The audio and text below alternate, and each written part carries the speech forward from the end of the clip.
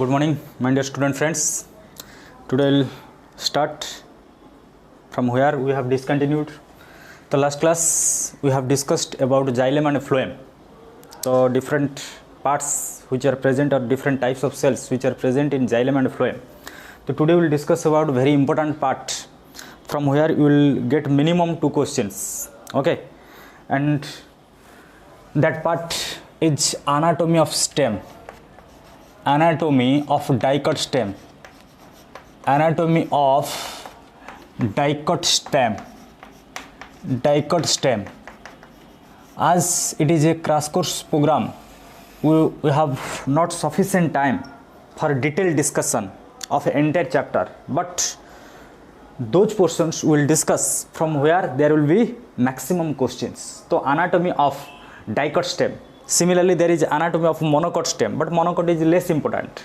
Dicot stem will be applied in future, later, in different parts of this chapter. So anatomy of dicot stem. If you cut the stem transversely, let this is the soil surface. All of you know below the soil surface there is a root system. Above the soil surface there is shoot system. Yes or no? So if you cut the shoot or stem transversely, let this is a dicot plant.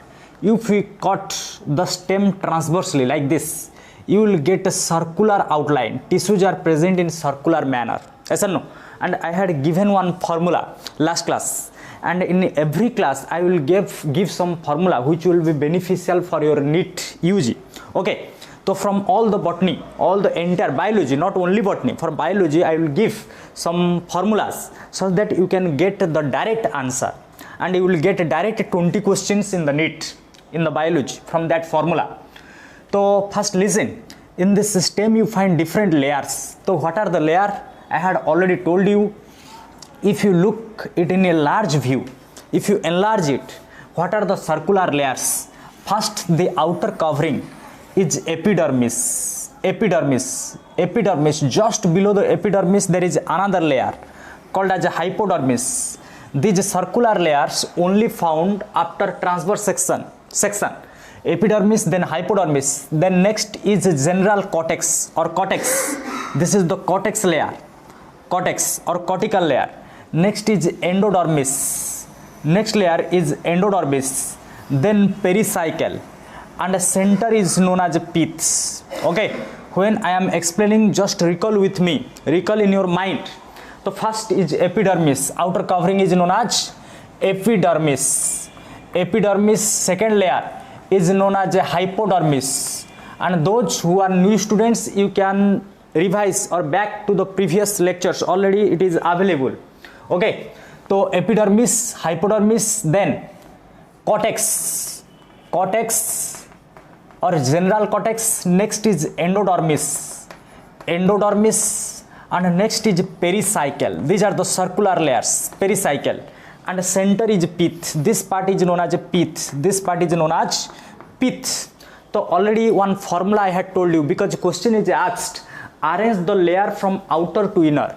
Outermost is epidermis and innermost is pith or pericycle, we can say. So one formula I had told you. What is that formula?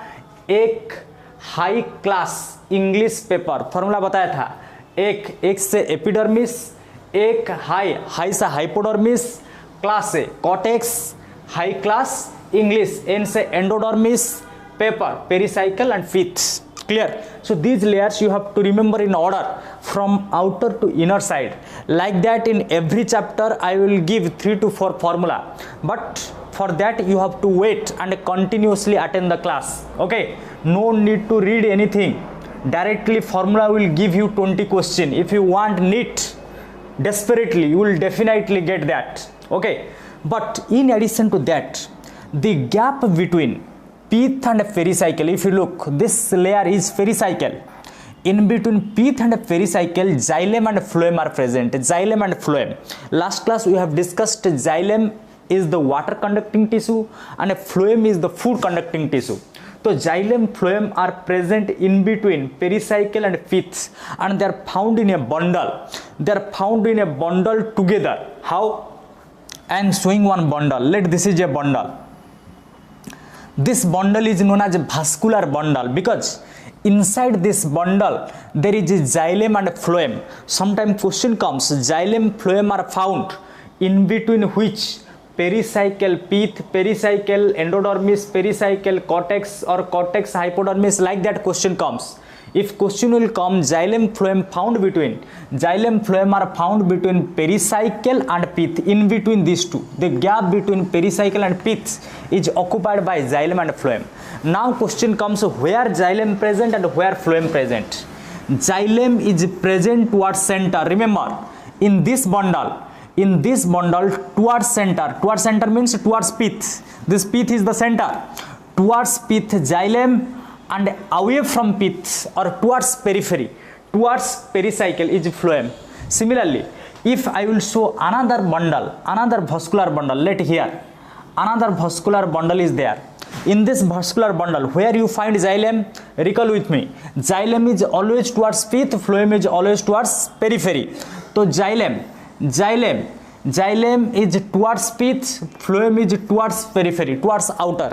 Similarly, another bundle I can show here, another bundle here. These are called as a vascular bundle. And always xylem is towards center, phloem is towards periphery, not upper lower. Don't remember like upper lower, center periphery, towards center xylem, towards center xylem, towards center xylem, towards periphery phloem. And if you look at the dicot stem, we are discussing about the anatomy of dicot stem. If you look at the dicot stem, in this bundle another meristematic band is present, band of tissue is present in between the xylem and phloem. There is a band of meristematic tissue, band of meristematic tissue in all the bundle. In all the bundle there is a band of meristematic tissue, band of meristematic tissue, band. This is the band. The band of meristematic tissue is present. The band of meristematic tissue is present between xylem and phloem, and this band is known as a cambium or intrafascicular cambium. What it is called? It is called intrafascicular cambium. Remember it, intrafascicular cambium, very important. Intrafascicular cambium, layers already you have remembered. Intrafascicular cambium. What is the meaning of intra? Intra means inside, extra means outside. Remember this, intra means inside, extra means outside, or inter. One is intra opposite of intra is extra or inter, not intra. Opposite of intra is inter means outside. So here you remember why here intra is written, intrafascicular cambium, because it is present inside the bundle, And now if you look here, there is a vascular bundle, first vascular bundle, this is the second vascular bundle, third vascular bundle, fourth vascular bundle. If you look in between two vascular bundle, there is a permanent tissue. Already I had told you what is permanent tissue. Permanent means those who have lost the capacity of division. Those who lost the capacity of division means जो cell का division capacity नहीं है उनको permanent cell बोलते हैं. And in between two vascular bundle there is a tissue or group of cells which lost the capacity of division, and these tissue are called as a medullary ridge. Here also you have to remember what is medullary ridge. Medullary ridge. So medullary ridge are in between. The gap between two vascular bundle is occupied by medullary ridge. In between the gap in between the two vascular bundle, this gap medullary ridge, this gap is also medullary ridge, this gap is also medullary ridge, this gap is also medullary ridge. But this center is called pith. So this much at least you have to remember for the dicot stem, anatomy of dicot stem. But important question, what are the important questions directly asked in NEET? So already I had given all of you the assignment of anatomy of flowering plants. Okay, so in that one important question you will get, what is the difference what is the difference between the stem of dicot and monocot? Stem, if you look at the stem of dicot and monocot, two stems are there, but we have discussed about the dicot. So first take the dicot stem, then we will compare with monocot. It is a very frequent question. This question already asked 1 lakh time, 1 million times in it. So what is the difference between dicot and monocot? Already dicot I have shown, no need to explain dicot again. But if we compare dicot and monocot, the main difference in the vascular bundle, this vascular bundle, xylem phloem bundle, this entire bundle, if you look at the bundle, so for dicot already I have shown. Now bring it out. Take the vascular bundle to outside. Okay. In dicot vascular bundle, what you find? Towards center xylem, towards periphery phloem, and in between xylem phloem there is a band of what? Meristematic tissue, which is called as intravascular cambium. Already we have discussed. But if you compare monocot, in case of monocot what happens? In case of monocot, there is a xylem, there is a phloem like this. Xylem is towards center, phloem is towards periphery, but there is no intravascular cambium, no cambium present. This is the main difference. No cambium in case of monocot. Clear? No cambium in case of monocot. So that's why there is a two type of vascular bundle. This is one type of vascular bundle, this is another type of vascular bundle. This type of vascular bundle is called as open vascular bundle. Very important. Open vascular bundle. Open, found in dicot. Direct question will come. Open vascular bundle found in which plants? Open vascular bundle found in dicot. But this type is called as a closed. This type are called as a closed. Why these are closed? One thing we can take as an example. When there is no band, they are very close. पास में बहुत पास में होते हैं इसलिए close. और एक important, ये close में जो नहीं है ये intrafascicular cambium. So that's why it will not divide. It will not divide. Not divide means already closed. अगर division हो रहा है, they are opening, they are dividing, they are opening, but here there is no division, no band, so that's why they are not opening, so that's why closed. But direct question will come. In case of monocot, which vascular bundle you find? Closed vascular bundle. In case of dicot, open vascular bundle. And sometime this sentence type question comes. Sentence. How this sentence type question comes? Sometime question comes in the form of a sentence. We will take one example. For example, question will come in case of monocot. In case of monocot, which of the following is true? Xylem phloem are separated by cambium. Xylem phloem are not separated by cambium. So answer is xylem phloem are not separated by cambium in case of monocot. So that's why it is called closed. So that's why two vascular bundle you have to remember. One is open vascular bundle, another is closed vascular bundle. Two type of vascular bundle are found. And in addition to that, another important difference which is frequently asked. In case of monocot, there is no intravascular cambium. Already in the diagram I have shown. But there is a cavity. Cavity means space. There is a space close to the xylem. Close to the xylem there is a space which contain water. These are called as water containing cavities. Water containing cavity. So direct question comes. In case of monocot, what is present? In case of monocot, what is present inside the vascular bundle? In addition to xylem and phloem, water containing cavities. So remember, it is called water containing cavity. Water containing cavity. Water containing cavity, which is absent in case of dicot. So this difference very frequently asked in your NEET. There is a water containing cavity in case of monocot, but there is no water containing cavity in case of dicot. Now it is clear to all of you, I think.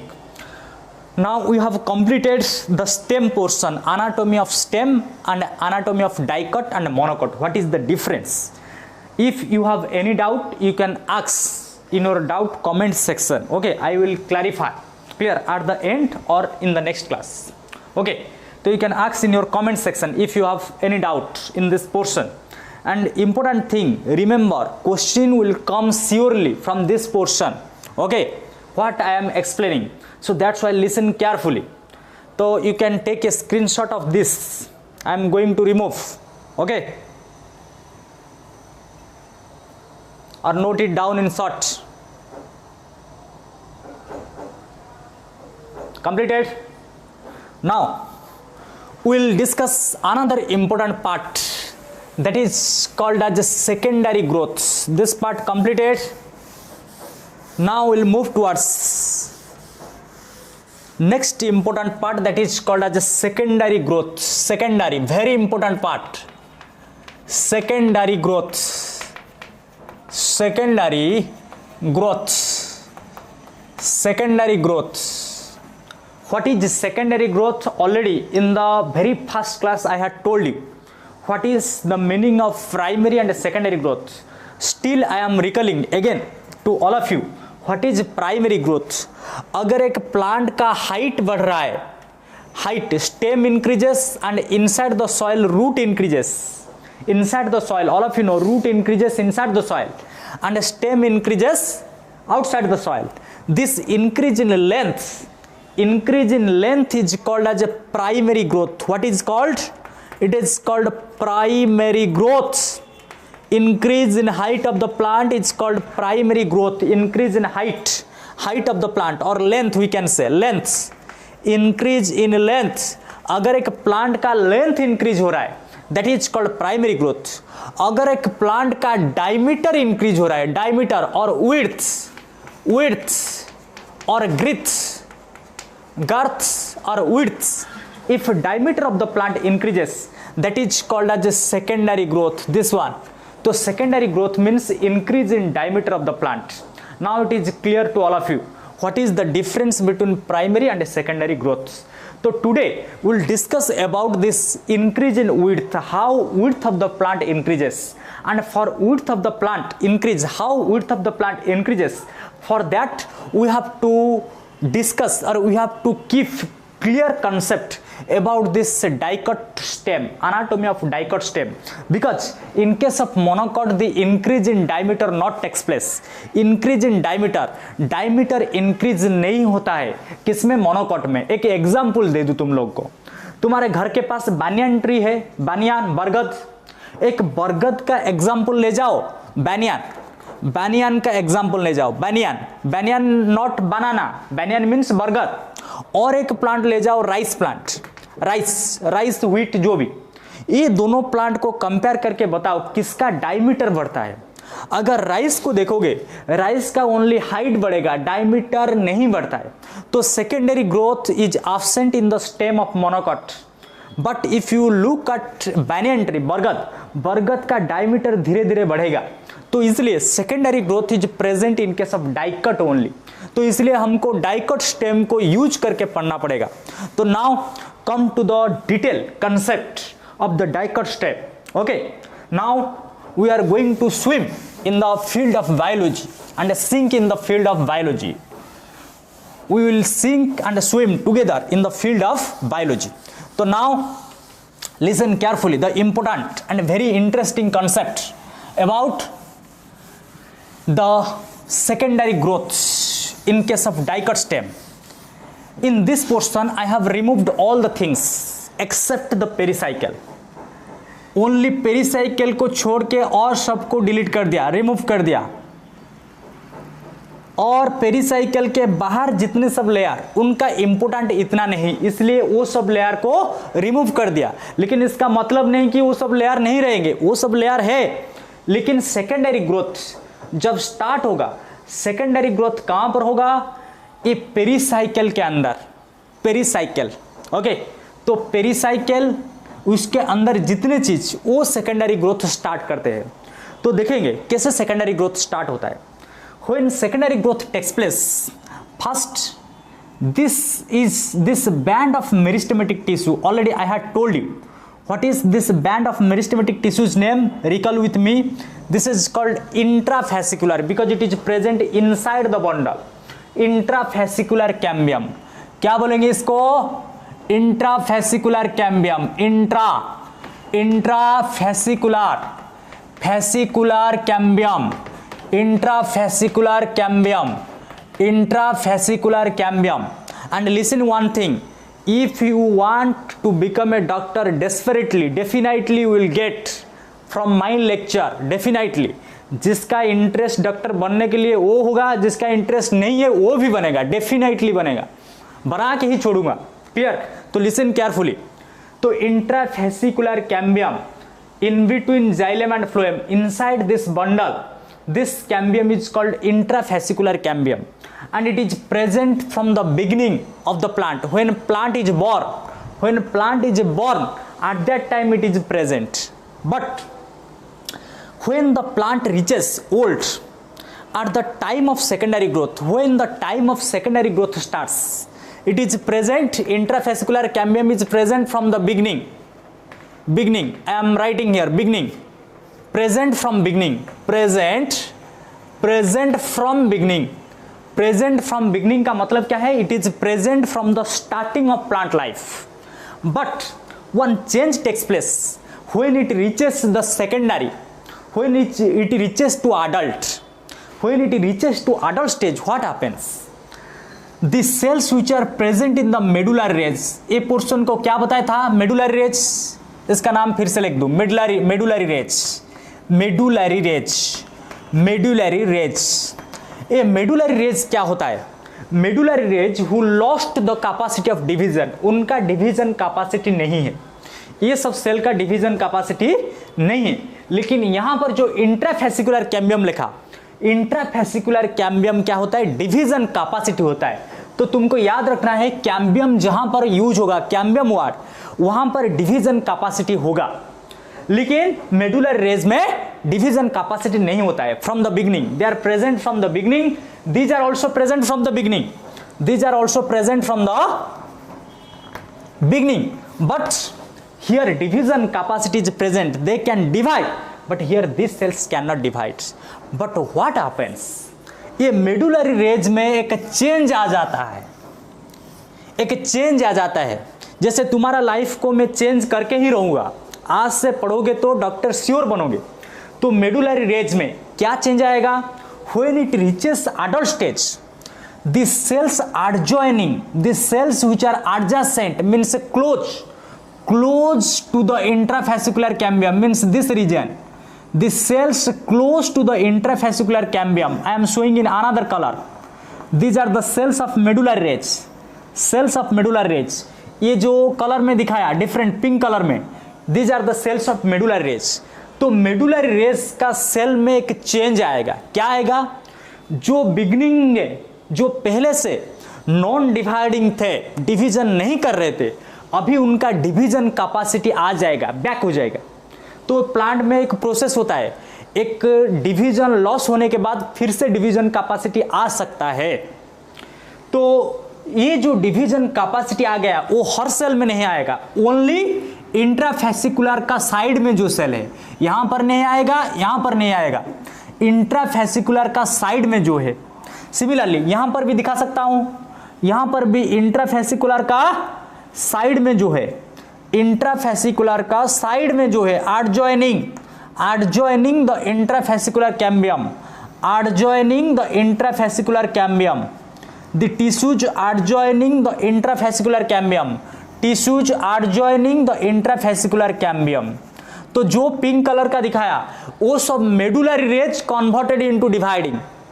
पहले जो dividing थे intrafascicular cambium, लेकिन pink में जो दिखाया वो सब medullary rays का सेल, अभी वो डिवाइडिंग हो गए, पहले डिवाइडिंग नहीं थे. तो इनका नाम क्या हो जाएगा? इनका नाम भी हमको याद रखना है. उनको हम मेडुलरी रेज नहीं बोल पाएंगे क्योंकि उनका कैरेक्टर चेंज हो गया. तो उनको हम बोलेंगे interfascicular cambium. Same name, intra था, यहां पर इंटरफेसिकुलर कैम्बियम. तो अभी मुझे बताओ डिफरेंस क्या है, इंट्रा क्या है, इंटर क्या है। Intra means inside, inter means outside. Intra means inside, inter means outside. Intra था, इंट्रा का मतलब क्या है, इंट्रा का मतलब जाइलेम फ्लोएम के अंदर और बंडल के अंदर। ये था बंडल, जो टिश्यू बंडल के अंदर इंट्रा, जो टिश्यू बंडल के अंदर इंट्रा, जो टिश्यू बंडल के बाहर इंटर। फिर से बंडल के अंदर intra inter, intra inter, intra inter. Clear हुआ कंसेप्ट। अभी क्या होगा, ये जो intra inter, intra inter, intra inter, intra inter, ये सब कनेक्टेड होके एक रिंग बना देंगे। रिंग दिखाई देता है, रिंग एक सर्कुलर लेयर बन गया। पहले वो सर्कुलर लेयर नहीं था, पहले फ्रॉम द बिगनिंग जो दिखाया था, बिगनिंग में ओनली व्हाइट था, डिसकंटिन्यूअस। बट अभी क्या हो गया, एक कंटिन्यूअस लेयर हो गया। तो कंटिन्यूअस रिंग कैसे बना, कंटिन्यूअस रिंग कैसे बना मुझे बताओ। इंट्रा और इंटर को मिला के कंटिन्यूअस रिंग बना। इस रिंग को बोलेंगे cambial ring. Very important, cambial ring. Question आएगा, कैम्बियल रिंग कैसे फॉर्मेशन होता है, कैम्बियल रिंग कैसे प्रोड्यूस होता है। Cambial ring is a ring which is produced due to combination of intra and inter fascicular cambium। Clear हुआ। तो इतना क्लियर होने के बाद हम आगे जाएंगे, सेकेंडरी ग्रोथ कैसे होता है। सेकेंडरी ग्रोथ का मतलब क्या है, increase in diameter of the plant, increase in width of the plant. तो क्या होगा, अभी ये सर्कल का डायमीटर क्या है, diameter means this point two this point. तो इसका डायमीटर ऐसे बढ़ेगा, तो आउटवर्ड डायरेक्शन में बढ़ेगा, आउटवर्ड डायरेक्शन में इसका विड्थ ग्रोथ होगा। इसको बोलेंगे हम सेकेंडरी ग्रोथ। तो सेकेंडरी ग्रोथ कैसे होगा, अभी तुमको बता दिया। ये जो रिंग बन गया, रिंग इज डिवाइडिंग और नॉन डिवाइडिंग। पहले जो थे नॉन डिवाइडिंग, ये सब थे मेडुलरी रेज, ये था नॉन डिवाइडिंग। तो जो रिंग बना, ring is dividing, cambium means dividing. तो this one is dividing, this one is dividing, all are dividing. तो all the dividing cells form a ring, that is cambial ring. अभी cambial ring क्या करेगा, दोनों side को divide करेगा। Cambial ring का एक आउटर साइड है, कैम्बियल रिंग का एक इनर साइड है। अभी मुझे बताओ, ये कैम्बियल रिंग जो देख रहे हो, कैम्बियल रिंग तो यहां पर है, दिस इज द रिंग। ये रिंग का इनर साइड है और एक आउटर साइड। इनर साइड कहां पर है, ये वाला पोर्शन, जो ये वाला portion, this is the inner side, ये वाला पोर्शन आउटर साइड। तो अभी मुझे बताओ, जाइलेम फ्लोएम कौन सा साइड में है। जाइलेम इज इनसाइड और आउटसाइड ऑफ द रिंग। अगर देखें जाइलेम इनर साइड में था, पहले बता दिया था। तो रिंग का इनर में ये वाला क्वेश्चन डायरेक्ट आता है, डायरेक्ट क्वेश्चन आएगा। इनर साइड में क्या है, इनर साइड में क्या है, रिंग का इनर साइड में जाइलेम है और रिंग का आउटर साइड में क्या है, रिंग का आउटर साइड में फ्लोएम है। तो xylem is inside, phloem is outside. लेकिन ये जो जाइलेम और फ्लोएम ये पहले से थे, उनको बोलते हैं प्राइमरी जाइलेम। क्या बोलूं इसको, प्राइमरी जाइलेम, क्योंकि वो पहले थे। Primary xylem. और इसको क्या बोलूं, primary xylem and primary phloem. तो ये जो दोनों जाइलेम फ्लोएम थे वो पहले से थे, उनको प्राइमरी जाइलेम, प्राइमरी फ्लोएम बोलते हैं। लेकिन सेकेंडरी ग्रोथ जब स्टार्ट होगा, अभी ये जो रिंग बन गया, ये रिंग अभी नया टिश्यू फॉर्मेशन करेगा, डिवाइड करके, इनर साइड को डिवाइड करके सेकेंडरी जाइलेम बनाएगा, आउटर साइड को डिवाइड करके सेकेंडरी फ्लोएम बनाएगा। तो यहां पर और एक डायग्राम में दिखा देता हूं, और एक डायग्राम में, let this is the cambial ring. अभी कैम्बियल रिंग का इंटर नहीं दिखाता हूं, डायरेक्ट रिंग दिखा देता हूं, direct ring. This is the direct ring. और इंटर दिखाने का अभी टाइम नहीं है, इंटर ऑलरेडी दिखा दिया था यहां पर डिफरेंट कलर में। तो this is the cambial ring. ये क्या था, कैम्बियल रिंग दिखा दिया। ये कैम्बियल रिंग अभी क्या करेगा, इनर साइड को डिवाइड करेगा, क्योंकि कैम्बियम का मतलब है डिवीजन, जिसके पास डिविज कैपेसिटी है। This cambial ring will divide inside, as well as this cambial ring also divide outsides। ये कैम्बियल रिंग आउटर साइड को भी डिवाइड करेगा, आउटर साइड को भी डिवाइड करेगा। लेकिन जब इनर साइड को डिवाइड करेगा कौन सा टिश्यू बनाएगा, बोलो जल्दी बोलो। तो इनर साइड को जब डिवाइड करेगा, इनर साइड को जब डिवाइड करेगा एक टिश्यू बनाएगा, आउटर साइड को जब डिवाइड करेगा और एक टिश्यू बनाएगा, जो डायग्राम में दिखा दिया। आउटर साइड में फ्लोएम था, इनर साइड में जाइलम था। तो अभी ये डिवीजन करके इनर साइड को जो बनाएगा, inner side of the ring, inner side of the ring में जो बनेगा उसको सेकेंडरी जाइलम बोलेंगे, प्राइमरी नहीं। प्राइमरी पहले था, अभी जो बन गया उसको बोलेंगे सेकेंडरी जाइलम। तो रिंग का सेंटर में, ये था रिंग था, रिंग का सेंटर में जो मिलेगा, रिंग का कोर में, inner not centre, inner side में जो मिलेगा उसको बोलेंगे secondary xylem, secondary xylem.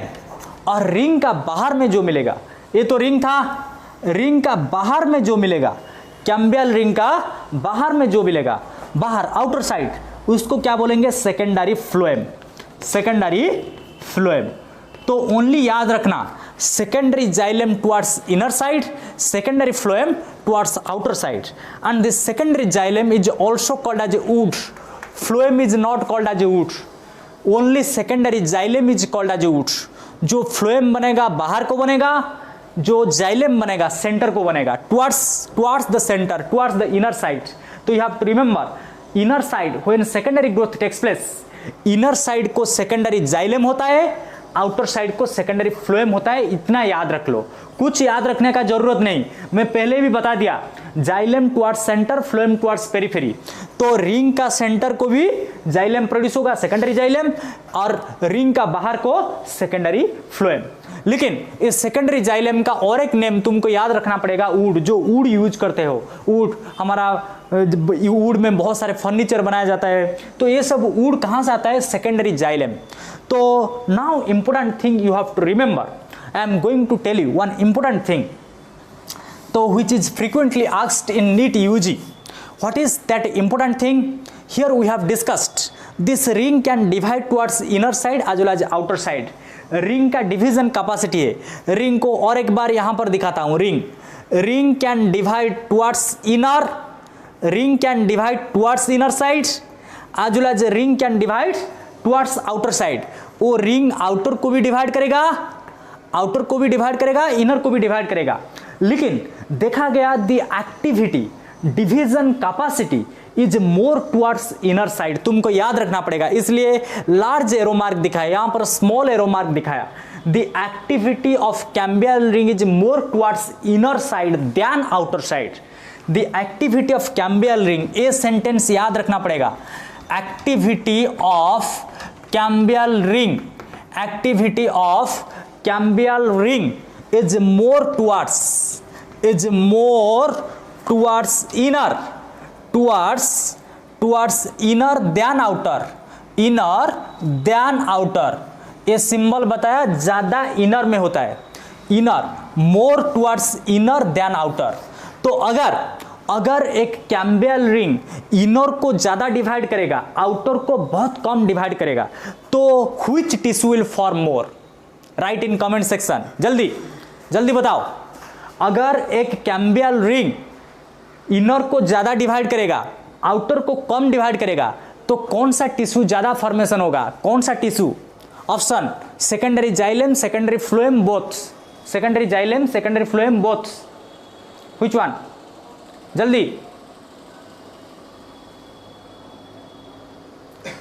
Inner side को ज्यादा डिवाइड करेगा तो क्या फॉर्मेशन होगा, ज्यादा फॉर्मेशन होगा।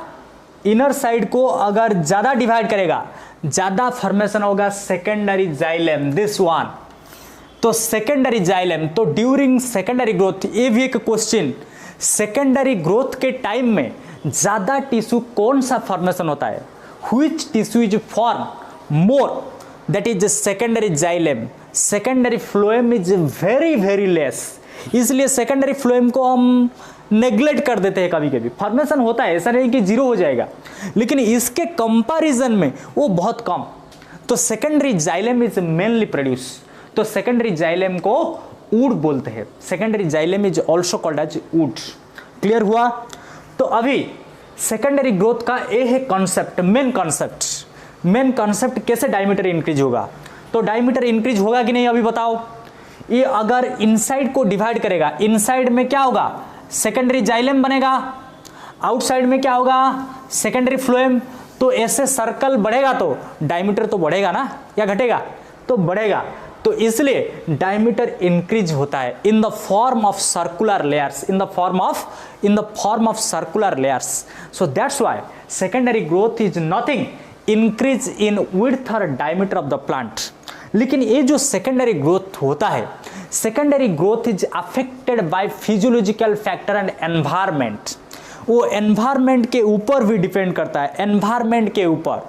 एनवायरनमेंट अगर हाई टेम्परेचर है, एनवायरनमेंट में अगर लो टेम्परेचर है, ये सब चीज अफेक्ट करेगा ये डिवीजन कैपेसिटी को। हम तो बोल दिया क्या, इनर साइड को ज्यादा डिवाइड करेगा, लेकिन इनर साइड को ज्यादा डिवाइड करेगा ठीक है, कितना रेट में डिवाइड करेगा वो डिपेंड करेगा टेम्परेचर के ऊपर। थोड़ा देखेंगे। तो इससे पहले तुम सब स्क्रीनशॉट ले जाओ इसका, जितना समझाया। Take the screenshot of this such that you can refer at the end.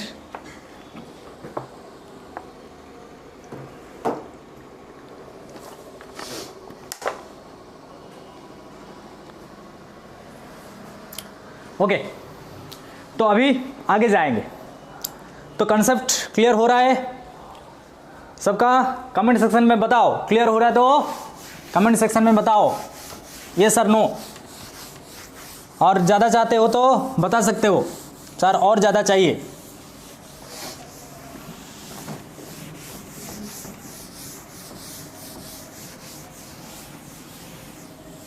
तो अभी डिस्कस करेंगे कि how secondary growth is affected by environment, physiological factor and environmental condition. Environment, how environment affects the secondary xylem formation during secondary growth. Environment, if you look, two important regions of earth, one is tropical, another is temperate. तो अर्थ का बहुत सारे zone है। अर्थ का जो ए वाला portion है उसको इक्वेटर बोलते हैं, इस रीजन को ट्रॉपिकल रीजन बोलते हैं। Tropic of cancer, tropic of capricorn, ये पोर्शन को ट्रॉपिकल रीजन, ये पोर्शन को टेम्परेट बोलते हैं, टेम्परेट, ऐसा नो। और ये टेम्परेट रीजन में क्या होता है, temperate region, in the temperate region the climate is not uniform. Climate is not uniform means कभी कभी ज़्यादा गर्मी हो जाएगा, कभी कभी ज़्यादा ठंड पड़ जाएगा। तो ऐसे टेम्परेचर कभी कभी हाई हो जाता है, टेम्परेचर कभी कभी लो हो जाता है। तो in temperate condition will discuss temperate environment. Which environment? Temperate environment.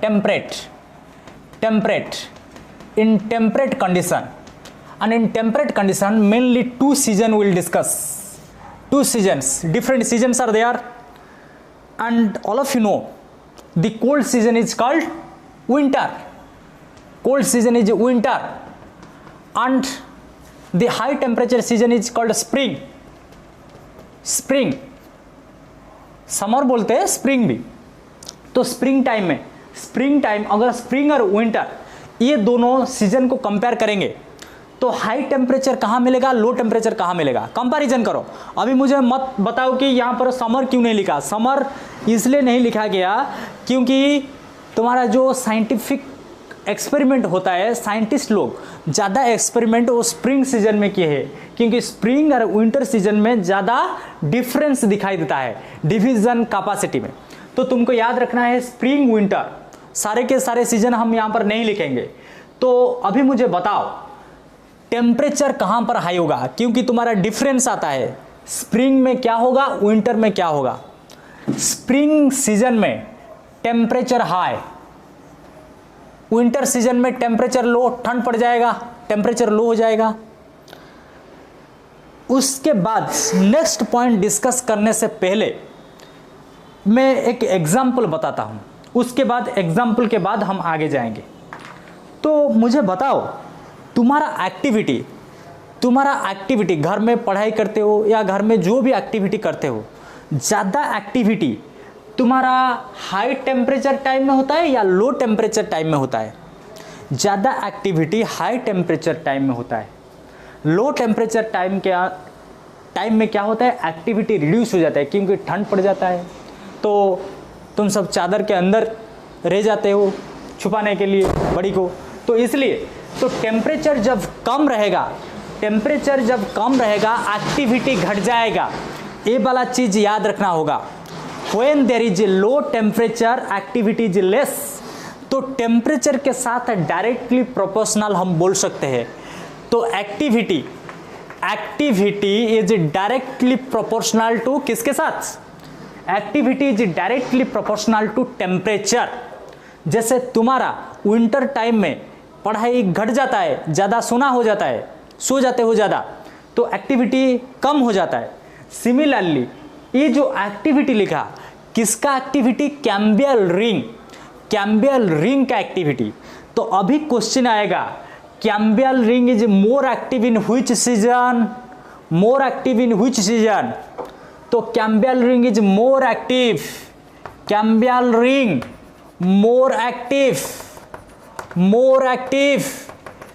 Ring is less active. कुछ याद रखने का जरूरत नहीं, बायोलॉजी तुमको याद रखने का जरूरत नहीं, ओनली मेरे साथ अच्छे से सुनो। तुमको स्विम करवाऊंगा, ओके? समुद्र में तुम स्विम करोगे बायोलॉजी के फील्ड में, कोई भी डाउट नहीं रहेगा बायोलॉजी में। तो cambial ring is more active when high temperature spring, cambial ring is less active in winter when temperature is less. ये वाला पॉइंट क्लियर हो गया। तो अभी मुझे बताओ, हम डिस्कस किए थे कैम्बियल रिंग ज़्यादा क्या प्रोड्यूस कर रहा था, जाइलेम या फ्लोएम? बता दिया था सेकेंडरी जाइलेम ज़्यादा प्रोड्यूस कर रहा था, सेकेंडरी जाइलेम। तो अभी मुझे बताओ ज़्यादा सेकेंडरी जाइलेम कब होगा? अगर स्प्रिंग देखेंगे, विंटर देखेंगे, स्प्रिंग में ज़्यादा एक्टिव तो more secondary xylem, more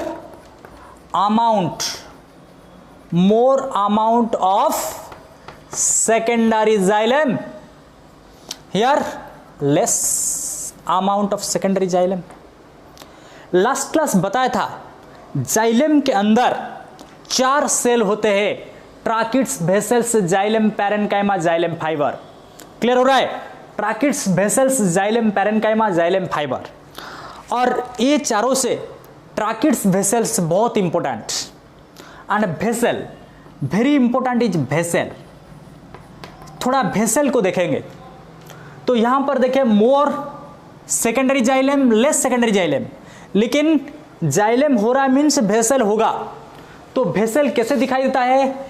vessel is a cylindrical. ये जाइलेम के अंदर जो वेसल होता है वो एक सिलेंडर जैसा ऐसे दिखाई देगा तुमको, सिलेंडर। तो सिलेंडर दिखाई दिया, this is the vessel. Clear? लेकिन डिफरेंस क्या? स्प्रिंग में जो वेसल होगा, विंटर में जो वेसल होगा, वो दोनों में डिफरेंस। ए वाला वेसल दिखाया स्प्रिंग में, थोड़ा विंटर को चले जाएंगे, विंटर में क्या होगा? वेसल ऐसे हो जाएंगे। तो डिफरेंस देख के बताओ। In winter, in spring time the vessels are having wide lumen, vessels with wide lumen, wide, more diameter, wide lumen,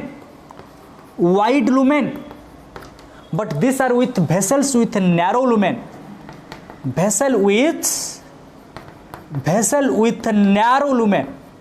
direct question आएगा, narrow lumen, lumen means space, इसके अंदर का स्पेस बहुत छोटा है। ओके, तो अभी तो डायरेक्ट क्लियर हो गया स्प्रिंग और विंटर में क्या क्या होगा चेंज।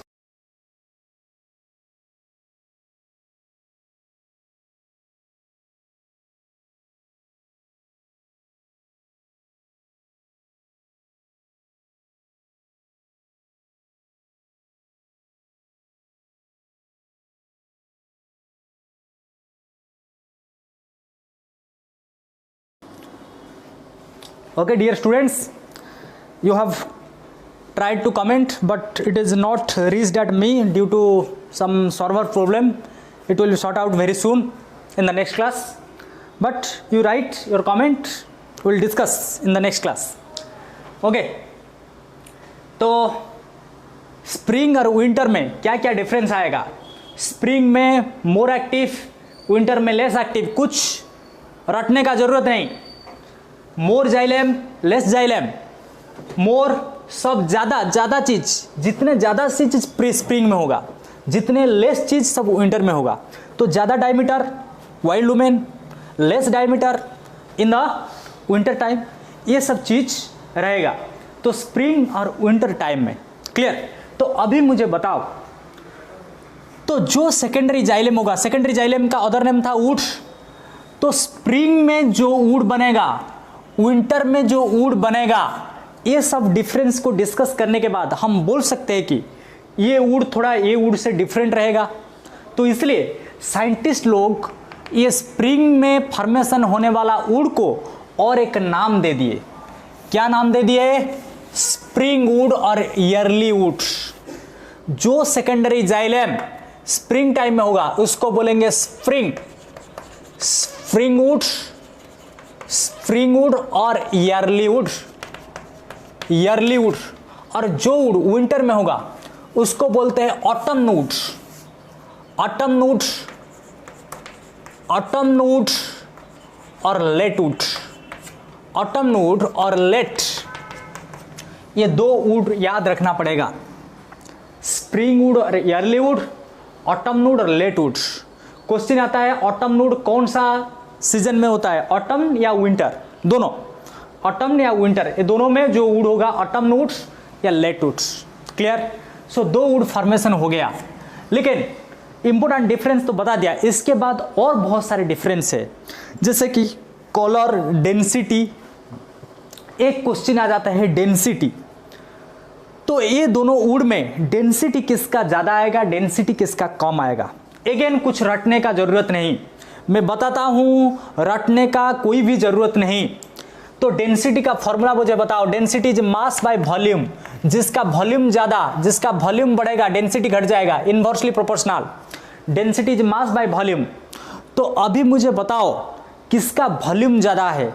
ये वेसल, ये भी वेसल है. ये दोनों वेसल में वॉल्यूम किसका ज्यादा है? वॉल्यूम इसका ज्यादा है, डायमीटर ज्यादा है. तो वॉल्यूम ज्यादा इस वेसल का, तो डेंसिटी कम रहेगा. तो लिख सकता हूं इन स्प्रिंग वुड लो डेंसिटी. क्या होगा? Low density. ये बहुत इंपॉर्टेंट क्वेश्चन. लो डेंसिटी, रटने का जरूरत नहीं. ज्यादा, सब ज्यादा होगा लेकिन डेंसिटी कम होगा. क्यों डेंसिटी कम होगा? यहां पर ज्यादा डिवाइड हो रहा है, ज्यादा सेकेंडरी जाइलेम हो रहा है, ज्यादा वॉल्यूम बढ़ गया, वॉल्यूम ज्यादा हो गया इसलिए डेंसिटी घट गया. क्लियर. और ऐसे मत बोलना कि सब बढ़ रहा है मीन्स डेंसिटी बढ़ जाएगा, डेंसिटी घट जाएगा. तो low density but opposite less volume there is high density. Low density in this side, high density in this sides. And next is color. The low density, वो लो डेंसिटी मीन्स ज़्यादा volume, तो pack ज़्यादा नहीं होंगे, इसलिए low density light colour आ जाएगा. The spring wood are light in colour क्या आएगा? Light colour. एक फॉर्मूला मैं बताता हूँ, हमेशा फॉर्मूला बताता हूँ. तो स्प्रिंग साइड में हमेशा एल में आएगा, जो आएगा एल से लो डेंसिटी, एल से light colour, large division, large secondary xylem, large amount secondary xylem, large vessels means wide vessel. तो सब एल में होंगे. तो एक फॉर्मूला याद रख लोगे, स्प्रिंग साइड में सब एल में आएगा. लो density, light colour, large, more means large production, largely active, large amount, large not more, large amount, ये सब ऐसे याद हो जाएगा. लेकिन विंटर साइड में सब क्या होगा? इसका ऑपोजिट. सब लार्ज याद हो गया, इसका ऑपोजिट कर दोगे विंटर साइड में. तो less active, S, L means less does not means, you have to remember L in that side means all are large. इसके जगह लेस मत लिखना, ओके। तो formula large, you have to remember large, L means large that side and here all are less, okay, all are less, so that's why less active, less amount, less, you can write a small. Large opposite is small, small active, small amount of xylem, small vessel and there is high density. तो high density के लिए उनका colour क्या जाएगा, यहाँ पर colour लिखा था, कलर लाइट कलर था, यहाँ पर आ जाएगा dark colour, this are dark colour, dark colour. तो ऑटम वुड सब डार्क कलर वाले हो जाएंगे, these are light color, low density, dark color, high density. तो this is all about difference between spring wood, autumn wood. बहुत important, ये वाला portion बहुत important. Every year you will get one question from this portion. तो हम अभी 2 would complete किए, spring would, autumn would. तो अभी तुम इसका स्क्रीनशॉट ले सकते हो or you can write in short.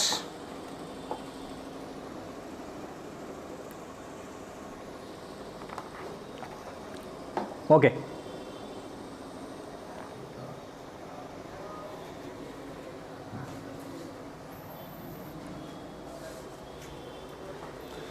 तो अभी नेक्स्ट पोर्शन को जाएंगे। अभी क्लियर हो गया स्प्रिंग वुड और विंटर वुड, ऑटम वुड। अभी मुझे बताओ, एक साल में इन 1 year how many spring comes, how many winter, how many spring, how many winter in 1 year, in 1 annum, in 1 year 1 spring comes, 1 winter comes, not 2. Every season comes only once in a year. So this spring and winter, so that's why in 1 year you find one light color wood, one dark color wood. ऐसे बोल सकता हूं, ऐसा no, am I correct? एक साल में तुमको एक लाइट कलर वुड मिलेगा, एक डार्क कलर वुड मिलेगा, क्लियर। और एक लाइट डार्क को कंबाइन करके हम बोलेंगे एनुअल रिंग और ईयरली रिंग, क्योंकि ये सब रिंग जैसा फॉर्मेशन होते हैं। दिखा देता हूं, अभी क्लियर हो जाएगा ये लाइट क्या है, डार्क क्या है। कभी कभी अगर देखे होंगे रोड के साइड में जाते हुए, कभी प्लांट का कटा हुआ पोर्शन रखा होगा, कहां पर देखोगे बहुत सारे सर्कुलर रिंग होता है, stem. After cutting the stem you find circular rings, कुछ लाइट कलर रिंग मिलेंगे, कुछ डार्क रिंग भी मिलेंगे, सर्कल मिलेंगे। तो यहां पर दिखाता हूं, let this is the cambial ring. Cambial ring ये क्या है, कैम्बियल रिंग। कैम्बियल रिंग कैसे बना था बता दिया, cambial ring interfascicular cambium, intrafascicular cambium मिलके इसके अंदर क्या प्रोड्यूस होगा, ये वुड जो बताया, स्प्रिंग सीजन में लाइट कलर, डार्क सीजन में, विंटर सीजन में डार्क कलर। तो पहले लेट एक डार्क कलर फॉर्मेशन हो गया, पहला सीजन आ गया विंटर, सेकेंडरी ग्रोथ करने के टाइम में विंटर था, तो विंटर में क्या होगा, डार्क कलर वुड आ जाएगा। ये डार्क कलर वुड को क्या बोलेंगे, autumn would, autumn would. Winter के बाद फिर से आएगा स्प्रिंग, तो स्प्रिंग में क्या होगा, लाइट कलर वुड। यहां पर लाइट दिखा देता हूं डॉटेड लाइन में, लाइट कलर वुड, तो ये वाला आ जाएगा स्प्रिंग वुड। तो स्प्रिंग वुड आ गया, ऑटम वुड आ गया। ये दोनों एक साल में आएंगे, तो एक साल में तुमको 2 क्लोज रिंग मिलेंगे, एक डार्क, उसके साइड में एक लाइट, और ये दोनों को मिला के बोलते हैं एनुअल रिंग। एनुअल रिंग क्या बोलते हैं, एनुअल रिंग। तो annual ring is the combination of 2 ring, 1 dark 1 light. क्यों इसको एनुअल रिंग बोले, क्योंकि एक साल में दोनों सीजन आते हैं एक ही साल में, तो 2 रिंग मिलेगा। नेक्स्ट ईयर क्या होगा, नेक्स्ट ईयर फिर से और एक डार्क आ जाएगा और एक लाइट, थर्ड ईयर में और एक डार्क और एक लाइट और एक डार्क और एक लाइट। तो इसको तुम काउंट करोगे तो तुमको ईयर भी पता चल जाएगा कितना ईयर वो डायमीटर बढ़ाया है। इसलिए साइंटिस्ट लोग क्या करते हैं, जो बोल देते हैं कि this plant is 1000 year old, this plant is 100 year old, ये वो जमाने में था, वो प्लांट वो जमाने में था, ये जमाने में था, ये सब ये रिंग को काउंट करके बोलते हैं। तो इसलिए एक बार क्वेश्चन आया था एनुअल रिंग का सिग्निफिकेंस क्या है। Annual ring helps, annual means year, 1 year, annual ring helps to estimate the age of the plant. Annual ring से क्या पता चल जाएगा, age of plant, the approximate age of the plant can be estimated, approximate age of the plant can be estimated by counting the number of annual rings, and this branch is called as a dendrochronology. Dendrochronology, what is dendrochronology? It is a branch of biology. Dendrochronology, dendrochronology is a branch of biology where we will study the age of plant by counting the number of annual rings. Clear. और annual ring कैसे बनता है, एक light ring, एक dark ring और एक spring wood, एक autumn node को मिला के, तो we can calculate the approximate age of the plant by counting this number of annual rings. Okay, so this much is clear to all of you. I think it is clear to all of you. Now you can take a screenshot of this or write it. Okay.